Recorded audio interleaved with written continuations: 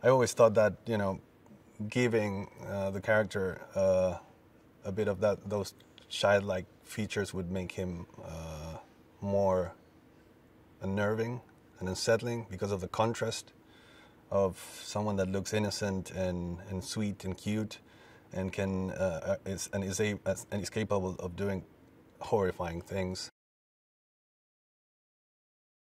I wanted him to have this mad look in which one of the eyes is looking away. And it's funny because talking to Bill, I mentioned this as a trait of Pennywise, and he said, well, I can do that. And he did it. He did like that, and it freaked me out. And I said, good job, man. You just saved me hundreds of thousands of dollars. Yeah, probably one of the very few people that can do it in the world. It's just like, not cross-eye, the opposite of cross-eye. You will see it in the movie. It's pretty terrifying. The madness in his look, his body language was completely unnerving. He's incredibly talented, and there's like the control of like every muscle in his face is like just amazing. It's very impressive. He like did things physically in this movie that he never did before or never tried before, and it's a very, I think it was a very, very exhausting work.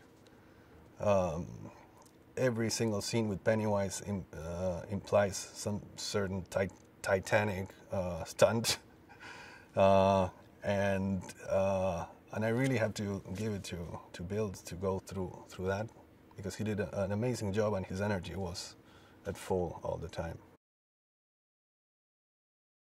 It's a shape-shifting entity of evil that appears in these kids' lives. He's been around for millions of years, and he comes out of hibernation and starts feeding on kids.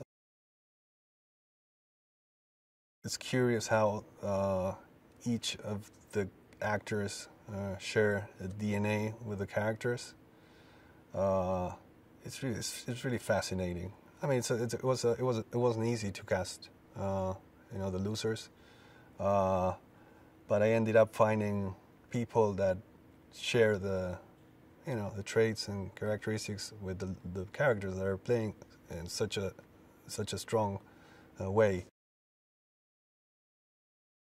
It's also about making justice to Stephen King and his style and the way he writes. He doesn't hold anything back. It's just, he's gory and gruesome and as graphic as he wants to be, and it's such a big part of the emotional impact of his work.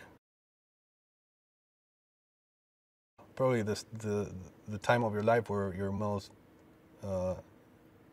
imprinted and terrified is when you're like 6, 7, and you're watching a horror movie.